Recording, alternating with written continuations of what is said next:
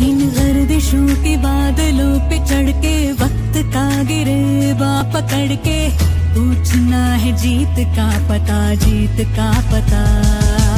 In मुट्ठियों में चांद तारे भर के आसमां की हद से गुजर के हो जा तू भीड़ से जुदा, भीड़ से जुदा, भीड़ से जुदा। कहने को सर्रा है तू लो।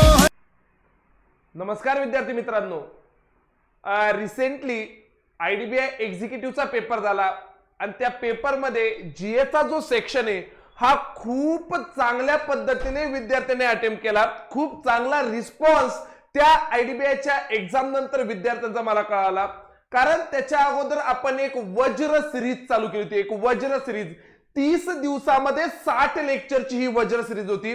ती आपल्या सर्व बॅचेस मध्ये दिसत होती आणि त्या वज्र सिरीजचा खूप जास्त फायदा झाला आणि भरपूर म्हणजे 40 पैकी 34 पेक्षा जास्त क्वेश्चन ह्या आपल्या सिरीज मधून होते, आपल्या लेक्चर मधून होते, आपल्या सेशन मधून होते।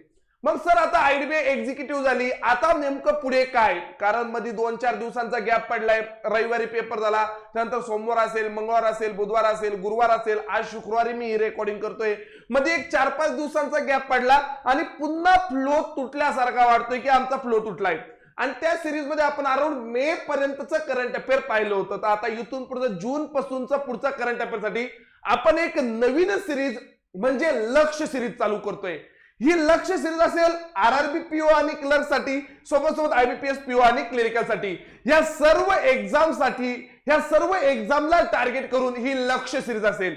आपली जी वज्र सिरीज होती, ही वज्र सिरीज अराउंड मला वाटतं एक 30 दिवसांमध्ये 60 लेक्चरची सिरीज होती। पण ही सिरीज थोडीशी मोठी असेल। ही सिरीज जवळपास 2-1 महिन्याची असेल, म्हणजे रोज तुम्ही जीएच्या कनेक्ट मध्ये राहू शकता। रोज तुम्ही जीएच्या कनेक्ट मध्ये राहिलेने तुम्हाला त्याच गोष्टी हॅमरिंग होऊन लक्षात राहील। कारण सध्याची फेज अशी आहे बघा, ही जी आपण लक्ष्य सिरीज चालू करण्यामागचं रिझन असं आहे, सध्याची फेज अशी आहे का ह्या फेज मध्ये जर आपण विचार केला तर बघा, या पेज मध्ये प्रीचा अभ्यास करू की मेन्सचा अभ्यास करू, प्रीचा अभ्यास करू की मेन्सचा अभ्यास करू, हा खूप मोठा प्रश्न माझ्या पुढे आहे।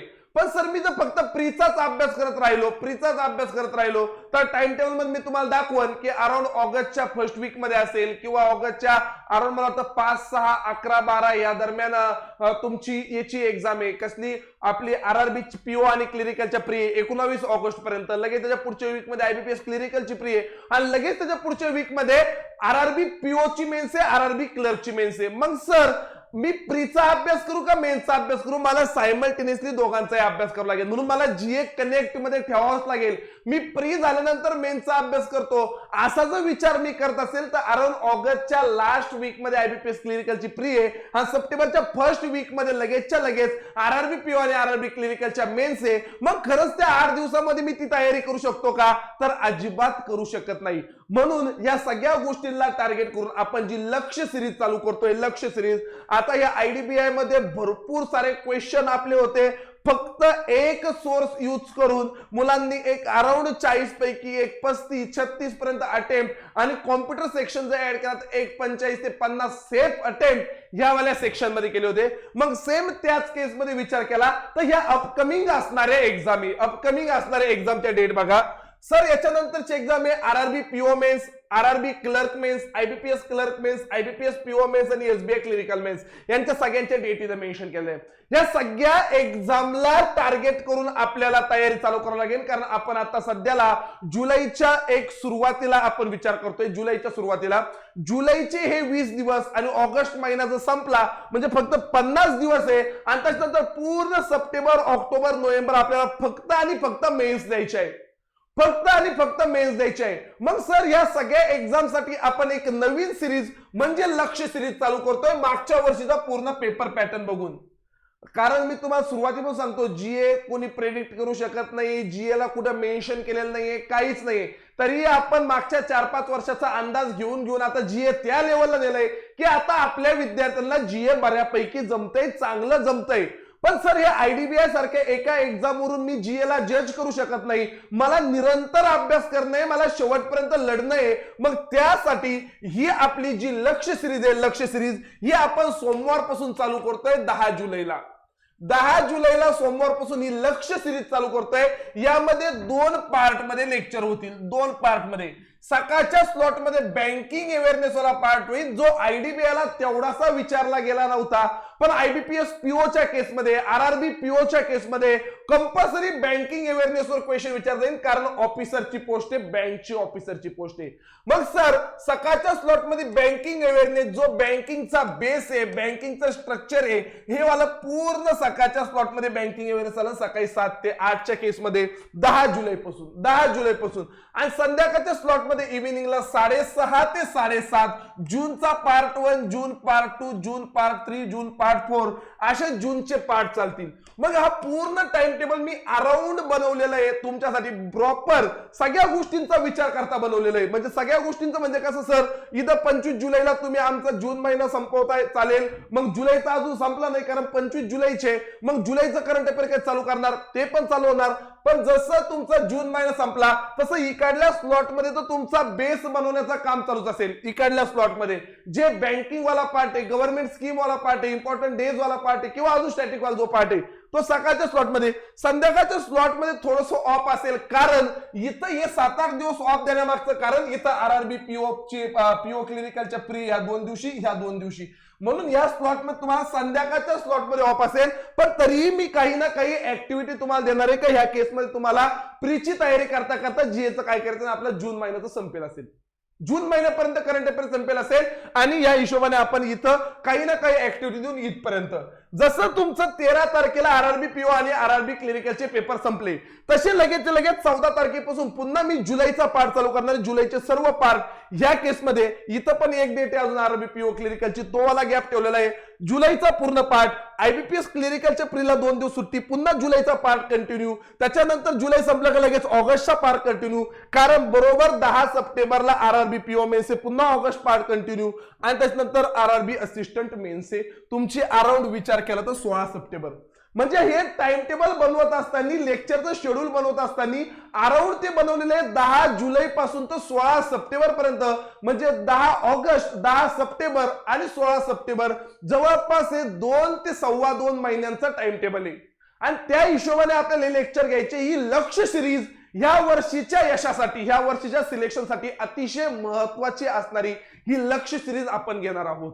सर सोबत मी विचार करतो ही लक्ष्य सिरीज कोणकोणत्या बॅचेस मध्ये असणार आहे, तर अगोदर मी तो वाला एक मुद्दा इथं क्लिअर करतो, कोणकोणत्या बॅचेस मध्ये असणारी ही लक्ष्य सिरीज. ही लक्ष्य सिरीज असेल अचिव्हर्स बॅच 5 पासून पुढे व्हिक्टर बॅच 4 पर्यंत, कारण व्हिक्टर 5 आणि व्हिक्टर 6 सध्या चालू आहे. व्हिक्टर 5 आणि व्हिक्टर 6 सध्या चालू आहे, तर त्यावाल्या विद्यार्थ्यांना मी रेग्युलर लेक्चर मध्ये सांगेल काय असेल. आणि सकाळचा पार्ट तर व्हिक्टर 6 पर्यंत पण आहे, व्हिक्टर 6 पर्यंतच कन्सिडर करा. चला अचिव्हर्स 5 पासून व्हिक्टर 6 पर्यंत. सोबत जनरल अवेअरनेस योद्धा 1.0, जनरल अवेअरनेस योद्धा 2.0, जनरल अवेअरनेस योद्धा 3.0 मी लॉन्च करतोय ती 3.0, आणि करंट अफेअर्स योद्धा 1.0. ह्या वाल्या बॅचेस मध्ये ही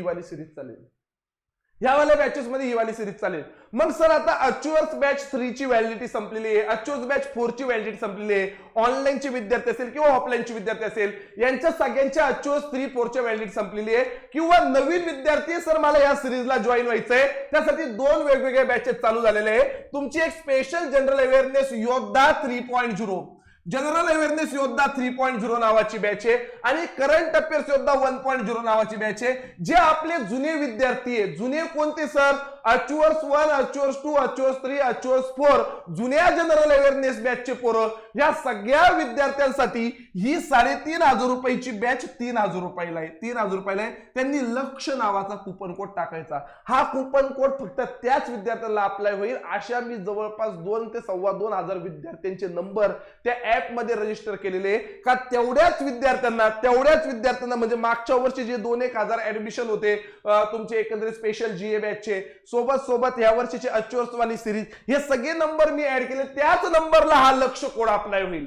त्याच नंबरला लक्ष कोड अप्लाय होईल. सर मी नव्याने जॉईन करतोय, तुझ्यासाठी 3,500 रुपये फीज आहे, तुझ्यासाठी 3,500 रुपये फी आहे. सर मी ओल्ड स्टुडंट आहे, तू लक्ष नावाचा कुपन कोड टाक, LAKSHAY लक्ष नावाचं कुपन कोड टाक, तीच बॅच तुला 3,000 रुपयाला भेटेल. जनरल अवेअरनेस योद्धा 3.0. सर मला फक्त करंट अफेअर्स घ्यायचंय, करंट अफेअर्स, तर ती बॅच 2,500 रुपयाला आहे. जुन्या विद्यार्थ्यांनी लक्ष नावाचं कुपन कोड टाकला तर 2,000 रुपयाला त्याला भेटेल. सर हे ओल्ड स्टुडंट म्हणजे कोणते, अच्युअर्स 1 पासून अच्युअर्स 5 पर्यंत जनरल अवेअरनेस योद्धा. जनरल अवेअरनेस बॅचच्या आपली जी जुन्या बॅचेस होत्या मागच्या वर्षीच्या, स्पेशल जनरल अवेअरनेस बॅच 1.0, 2.0, 3.0, 4.0 ते वाले विद्यार्थी यासाठी लक्ष नावाचं कुपन कोड टाकू शकता. सर या बॅच मध्ये काय काय भेटणार आहे, महत्वाचा मुद्दा, काय काय भेटणार आहे. इथं एप्रिल 2024 पर्यंत करंट अफेअर आहे, इथं पण एप्रिल 2024 पर्यंत करंट अफेअर, एप्रिल 2024 पर्यंतचं करंट अफेअर या केसमध्ये पण भेटणार आहे. सर सोबत बघा आता जी जनरल अवेअरनेस योद्धा 3.0 नावाची बॅच आहे याच्यामध्ये काय काय भेटल. सगळ्यात पहिला महत्वाचा मुद्दा तर बघा, सगळ्यात पहिला महत्वाचा मुद्दा जे करंट अफेअर बघा, स्टॅटिक जीके चे 30+ लेक्चर भेटतील, स्टॅटिक बँकिंगचे 20+ लेक्चर भेटतील, करंट बँकिंगचे 35+ लेक्चर, करंट बँकिंग प्रत्येक महिन्याचे 4 लेक्चर असतात, करंट अफेअरचे 100+ लेक्चर. पण सर ह्या बॅच मध्ये जानेवारी पासून तर मे पर्यंत, जानेवारी पासून तर मे पर्यंत प्रत्येक मंथचे around on an average 14 lecture, 14 lecture प्रत्येक महिन्याचे ऑन एन एव्हरेज, म्हणजे असे 5 महिन्यांचे 14×5 70+ लेक्चर रेकॉर्डेड फॉर्मॅट मध्ये अवेलेबल आहे. म्हणजे जानेवारी पासून मे पर्यंतचं करंट अफेअर रेकॉर्डेड फॉर्मॅट मध्ये अवेलेबल आहे, जे अगोदर झालेलं आहे. ह्या सोमवार पासून मी जून पासूनचं करंट अफेअर चालू करणार आहे, या सोमवार पासून मी जून पासूनचा पुढचा करंट अफेअर चालू करणार आहे. या सोमवार पासून हा मागचा पार्ट सगळा रेकॉर्डेड फॉर्मॅट मध्ये त्या बॅच मध्ये अवेलेबल आहे. हा सर्व मागचा पार्ट त्या बॅच मध्ये रेकॉर्डेड फॉर्मॅट मध्ये अवेलेबल आहे. सोबत इन्शुरन्स अवेअरनेसचे पण लेक्चर त्याच्यामध्ये तुम्हाला भेटतील. कदाचित उद्या इन्शुरन्सच्या कोणत्या एक्झाम आल्या तर मेगा रिव्हिजन सेशन असतात, मंथली टेस्ट अनालिसिस असतात. जनरल अवेअरनेसचं 3rd एडिशनचं बुक कुरिअरने घरी येईल. जर तुम्ही इथं सिटीमध्येच राहत असाल तर तिथं रिसिव्ह शब्द टाकून तुम्ही क्लासवर येऊन ते 3rd एडिशनचं बुक घेऊन जाऊ शकता क्लासवर येऊन.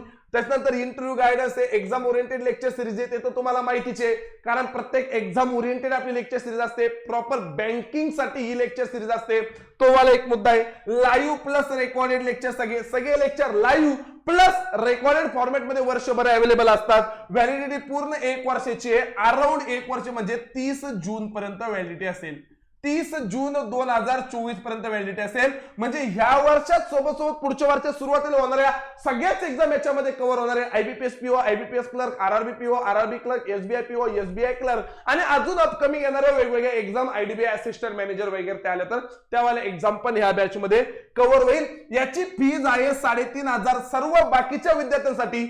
अच्युअर्स 1 to अच्युअर्स 5 आणि जनरल अवेअरनेस बॅच 1.0, 2.0, 3.0 आणि 4.0 या वाल्या विद्यार्थ्यांसाठी लक्ष नावाचं कुपन कोड टाकलं तर 3,000 रुपये या बॅचची फीज असेल. 3,000 रुपये या बॅचची फीज असेल. त्याच्यानंतर तुम्हाला वरती थोडेफार इंटरनेट हँडलिंग चार्जेस याच्यावर 3,500 वर 54 रुपये आणि 3,000 असेल तर काहीतरी 70-72 रुपये इंटरनेट हँडलिंग चार्जेस पण ते मागतात. सर मला फक्त करंट अफेअर्सची बॅच घ्यायची, करंट अफेअर्स, तर इथं पण एक मुद्दा लक्षात घ्या. जानेवारी 2023 पासून एप्रिल 2024 पर्यंतचं करंट अफेअर, फक्त करंट अफेअर याच्यामध्ये कव्हर होईल. करंट अफेअर्स योद्धामध्ये काय काय असेल, स्टॅटिक जीके नसेल, स्टॅटिक बँकिंग नसेल, करंट बँकिंग असेल, करंट अफेअर्स असेल. इथं पण जर एक विचार केला, इथं पण तुमचा अराउंड जानेवारी पासून तर एप्रिल पर्यंत, जानेवारी पासून तर मे पर्यंतचे करंट अफेअर म्हणजे ते 70 लेक्चर करंट अफेअरचे याच्यात पण रेकॉर्डेड फॉर्मॅट मध्ये अवेलेबल आहे. आणि जून पासून पुढचं current affair live plus recorded format मध्ये असेल. इथं मेगा रिव्हिजन आहे, मंथली टेस्ट अनालिसिस असतात, interview guidance, exam oriented, live plus recorded, याची पण व्हॅलिडिटी सेम तीच 30 जून पर्यंत असेल, 30 जून 2024 पर्यंत असेल. आणि सर सोबत याची फीज आहे 2,500 रुपये. आणि जे आपले जुने विद्यार्थी अच्युअर्स 1 to अच्युअर्स 5 आणि स्पेशल जीए बॅच वाले यांनी लक्ष नावाचा कुपन कोड टाकल्यानंतर 2,000 रुपयाला त्यांना ही वाली बॅच परचेस करता येईल. तर ह्या 2 बॅचेस आपल्या सारथी एज्युकेशन नावाचं ऍप आहे, सारथी एज्युकेशन नावाचं ऍप आहे. हे ऍप तुम्ही इन्स्टॉल केलं, त्याच्यावर तुमचा मोबाईल नंबर टाकला, OTP येऊन लॉग इन केलं आणि कोर्स मध्ये गेले तर इथं तुम्हाला स्पेशल जनरल अवेअरनेस योद्धा 3.0 आणि करंट अफेअर्स योद्धा 1.0 नावाच्या 2 बॅचेस दिसतील. तुम्हाला पूर्ण कर्ज असेल, सर मला स्टॅटिक करायचंय, बँकिंग करायचंय, गव्हर्नमेंट स्कीम करायची आहे, त्याच्यानंतर सर मला करंट अफेअर्स पण करायचंय आणि पुस्तक पण पाहिजे, तर तुम्ही जनरल अवेअरनेस योद्धा 3.0 वाली बॅच परचेस करा. सर मला फक्त करंट अफेअर करायचंय, तर त्या केसमध्ये तुम्ही करंट अफेअर्स योद्धा 1.0 वाली बॅच परचेस करू शकता.